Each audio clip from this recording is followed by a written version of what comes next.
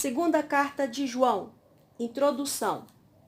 O apóstolo João é reconhecidamente, desde os primórdios da Igreja, o autor de 1º, 2º e 3º João, assim como do Evangelho que leva seu nome e do livro de Apocalipse.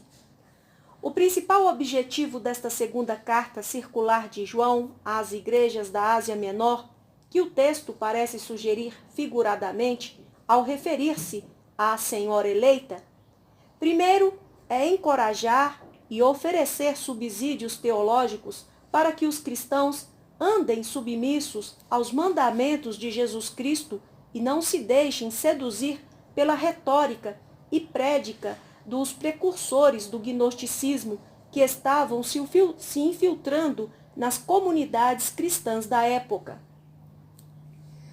Nos 2 primeiros séculos da Igreja, a mensagem do Evangelho era levada de cidade em cidade pelos evangelistas cristãos que se sentiam movidos pelo Espírito Santo.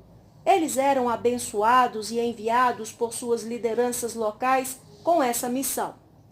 Dessa prática surgiu o costume de os cristãos abrigarem missionários e pregadores itinerantes em suas casas e lhes proporcionarem todo o conforto e suprimento possível em nome do Senhor. Haja vista que os verdadeiros cristãos nada cobravam nem solicitavam, apenas recebiam de bom grado o que lhes era ofertado. Entretanto, os doutrinadores gnósticos que por se acharem mestres de grande saber e honra, além de estabelecerem um preço para suas jornadas, ainda extorquiam o que podiam dos incautos. Terceiro João 5. João se preocupa também em encorajar a prática do acolhimento generoso aos missionários da palavra e com a imediata e clara rejeição dos falsos mestres e as suas heresias. Essa carta foi escrita não muito tempo depois da primeira epístola de João, por volta do ano 90 depois de Cristo. Segunda carta do apóstolo João. O presbítero, prefácio e saudação. O presbítero, a senhora eleita e a seus filhos, a quem amo na verdade, e não somente eu, mas também todos que conhecem a verdade, por causa da verdade que permanece em nós e que estará conosco para sempre. A graça, misericórdia e paz da parte de Deus Pai e de Jesus Cristo, seu Filho, estarão conosco em verdade e em amor. Amor fraternal dos cristãos. Alegro-me sobremaneira por haver encontrado alguns de teus filhos caminhando na verdade, segundo o mandamento que recebemos do Pai. E agora, Senhora, rogo-te, não como se escrevesse um novo mandamento, mas enfatizando o que recebemos desde o princípio, que nos amemos uns aos outros. E este é o mandamento do amor, que andemos em obediência às suas ordenanças, como tendes ouvido desde o princípio. O mandamento é este, que andeis em amor. Entretanto, muitos enganadores têm saído pelo mundo, os quais não confessam que Jesus Cristo veio em carne.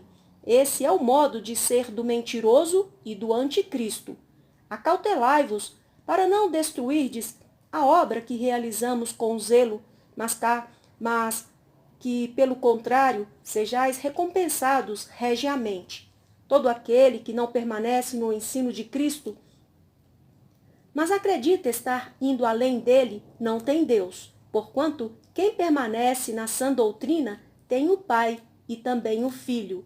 Se alguém chegar a vós, mas não trouxer essa doutrina, não o recebais nas reuniões em vossas casas, tampouco o saudeis, porque aquele que lhe dá boas-vindas torna-se cúmplice das suas obras malignas. Ainda tenho muito que vos dizer, mas não é meu propósito fazê-lo apenas com papel e tinta. Em vez disso, almejo ir visitar-vos e falar convosco face a face, a fim de que nossa alegria seja completa. os filhos da tua irmã eleita, te saúdam. Comentário da segunda carta do apóstolo João. João estava com cerca de 80 anos quando realizava seu ministério de supervisão espiritual das igrejas cristãs de sua região e pastoreava a igreja em Éfeso. O apóstolo Pedro desenvolvia ministério semelhante, 1 Pedro 5:1. João se apresenta como presbítero, um título equivalente a pastor. A Bíblia King James, em inglês, traz a expressão elder, que tanto significa uma pessoa idosa e, portanto, respeitável, quanto alguém em posição de superioridade por conta do acúmulo de experiência e sabedoria. João, provavelmente, para proteger sua correspondência da perseguição que se abrutalhava contra os cristãos de sua época, usa uma maneira figurada, senhora, para se referir às igrejas locais da sua região. Seus filhos são os membros da congregação. Cristo é a verdade. João, capítulo 1, versículo 14, capítulo 14, versículo 6. Nos primeiros séculos da era cristã, a mensagem do Evangelho era levada de um lugar para o outro de forma muito dinâmica por evangelistas e mestres itinerantes. Era costume entre os crentes acolher em suas casas esses missionários, oferecendo-lhes abrigo, alimento e todo tipo de suprimento para o árduo ministério e as longas viagens. Como os doutrinadores hereges, gnósticos primitivos, estavam usando a hospitalidade dos crentes para seus fins escusos, João se preocupa em prevenir os cristãos para não os receberem em suas koinonias, reuniões da igreja nas casas. A igreja em Éfeso já estava dividida entre os fiéis e aqueles que haviam sido arrastados para as heresias gnósticas. João enfatiza que o crente fiel deve observar o mandamento duplo, andar na verdade doutrinária, teologia bíblica e a prática do amor fraternal cristão. 1 João 3, 23. João 5, 12 e 17, João 13, 34. O apóstolo é servo em seu ataque aos hereges. O apóstolo é severo em seu ataque aos hereges, especialmente aos agnósticos de seu tempo, pois acreditavam haver ultrapassado os ensinos dos apóstolos, particularmente a respeito da doutrina acerca da encarnação de Deus na pessoa humana de Jesus Cristo. Nos primeiros séculos, era costume a igreja se reunir em casas, koinonias, e ser um ponto missionário para repouso, alimentação, compartilhamento, encorajamento e instrução bíblica, considerando que os evangelistas e mestres exerciam um ministério itinerante. Receber as boas-vindas numa reunião de cristãos era ter toda a liberdade para trazer a palavra de Deus aos presentes e ser abençoado com orações e suprimentos de toda a natureza. Os hereges estavam usando estrategicamente essas visitas aos irmãos incautos para comprar-lhes a fé e a sã doutrina ministrada pelos apóstolos e discípulos fiéis. Atos 16:15, 17:7, Romanos 16, 23, 1 João 2, 22.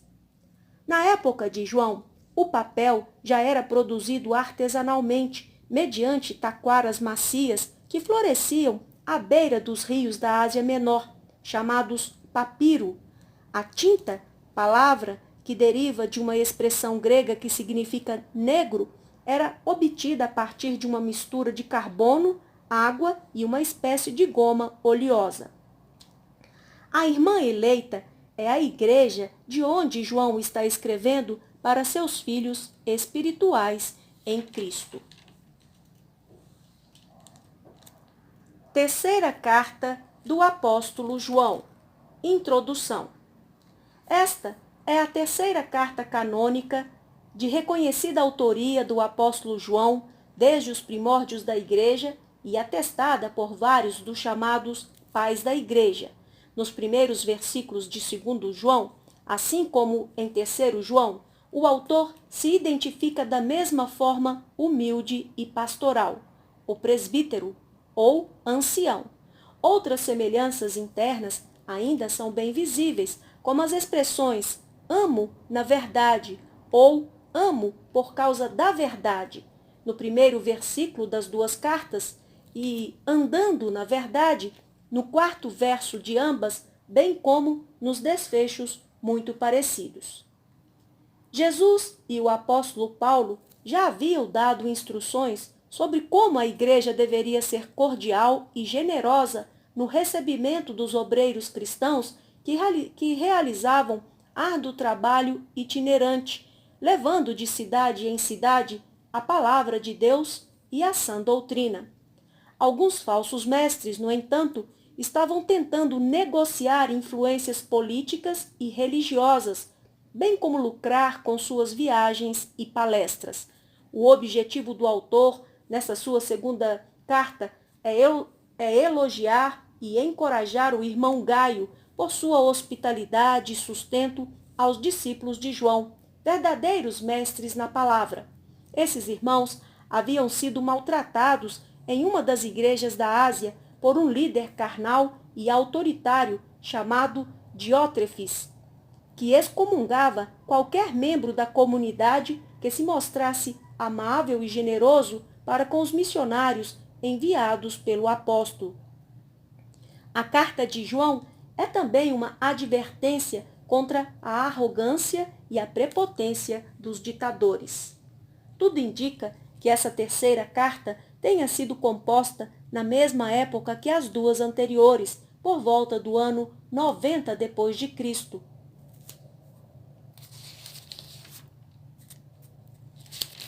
Terceira carta do apóstolo João. O presbítero ao amado Gaio, a quem eu amo por causa da verdade. Amado, oro na expectativa de que tenhas boa saúde, que sejas bem-sucedido em tudo o que empreenderes, assim como é próspera a tua alma. Pois senti extremo júbilo ao receber a visita de alguns irmãos que nos deram boas notícias sobre a tua fidelidade, de como segues caminhando na verdade. Ora, não tenho alegria maior do que esta, saber que meus filhos estão andando na verdade. Amado, tu és fiel no que estás realizando pelos irmãos, ainda que eles lhes sejam desconhecidos, os quais, perante a igreja, deram testemunho a respeito deste teu amor. Tu farás bem se os encaminhares na sua viagem de modo digno de Deus. Portanto, foi por causa do nome que saíram sem aceitar nada dos gentios.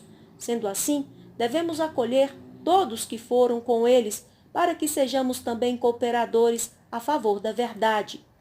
Escrevi à igreja, mas Diótrefes, que aprecia ser considerado a pessoa mais importante entre eles, não nos recebe. Por esse motivo, se eu for vos visitar, chamarei a atenção dele para o mal que está fazendo ao proferir palavras insensatas contra nós. Não satisfeito com este desplante, ele se recusa a receber os irmãos, impede os que desejam recebê-los e os expulsa da igreja. Amado, jamais imites o que é mal, mas sim o que é bom. Aquele que faz o bem é de Deus, aquele que pratica o mal não conhece a Deus. Entretanto, quanto a Demétrio, todos tecem bons comentários sobre ele, inclusive a própria verdade testemunha a seu favor, e nós também testemunhamos, e sabes que o nosso testemunho é verdadeiro. Há ainda muito que gostaria de te dizer, todavia não desejo fazê-lo com tinta e pena. Anseio, porém, ver-te em breve, e então poderemos conversar face a face. Paz seja contigo. Os amigos te cumprimentam. Saúda os amigos daí, pessoa por pessoa. Comentário da terceira carta do apóstolo João.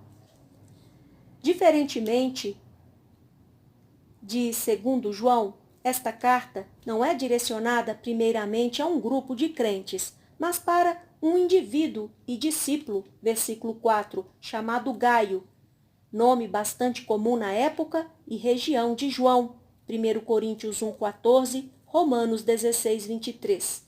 O coração pastoral de João alegrava-se ao constatar que seus filhos na fé, discípulos, estavam vivendo de acordo com a sã doutrina do Evangelho de Cristo. João louva a visão missionária e a dedicada hospitalidade de Gaio, atitudes que muito encorajaram os verdadeiros missionários do Senhor, segundo João 7 a 11. Ainda que estrangeiros na província da Ásia, Romanos 12, 13, Hebreus 13, 2, os mestres itinerantes enviados por João foram rejeitados por Diótrefes, líder tirano de uma das igrejas da região, que inclusive excomungava os cristãos que dessem abrigo aos mensageiros enviados por João. Até hoje, muitos judeus ortodoxos se referem a Deus por meio de um de seus muitos títulos honrosos, Hashem, o nome, como sinal de reverência, e crendo que assim evitam mencionar o nome do Senhor em vão. Os missionários enviados por João foram fiéis ao princípio de não aceitar ofertas dos gentios, aqui enfatizando o sentido de incrédulos e pagãos, além de não-judeus. A obra de Deus deve ser sustentada pelo povo de Deus, pois o mundo que não quer receber o Senhor também não deve financiar a igreja e os projetos de evangelização. Sustentar os obreiros do Senhor é um privilégio dos crentes, pois estão investindo nas vidas dos que levam o nome ao mundo, especialmente aqueles que se dedicam integralmente à obra e não têm outra fonte de sustento. 1 Timóteo 5, 17 e 18. E porque esta é uma boa e prática maneira de nos tornarmos cooperadores missionários com Deus. Romanos 15, 24, Filipenses 4, 15 a 19. Embora esta pareça ser a igreja chamada de Senhora Eleita, segundo João 1, a carta na qual João pede à igreja, liderada por Diótrefes, para receber sua comitiva de missionários, não foi preservada. É possível que Diótrefes simplesmente a tenha destruído, já que seu personalismo era maior que seu amor pelo Senhor e sua obra. Colossenses 1, 18 e 19. A prática contínua do bem deve ser uma característica do cristão sincero e prova moral do seu novo nascimento. 1 João 2, 3 a 29, 3, 4 a 10, capítulo 5, versículo 18. Quanto à sua vida e ministério, Demétrio recebeu a aprovação de 3 fontes: uma reputação ilibada diante daqueles que não são cristãos, 1 Timóteo 3, 7, plena aprovação do Espírito Santo em seu coração, 1 João 3, 21, e um testemunho de honra ao mérito da parte do seu mestre e líder espiritual, Filipenses 2, 19 a 30. João se despede não apenas com um simples e tradicional desejo de shalom, paz em hebraico, mas com uma verdadeira impetração de bênção apostólica. João 14, 27, 20 e 19, Gálatas 1, 3, Efésios 1, 2. Terminamos aqui a leitura da 2ª e 3ª carta do apóstolo Paulo.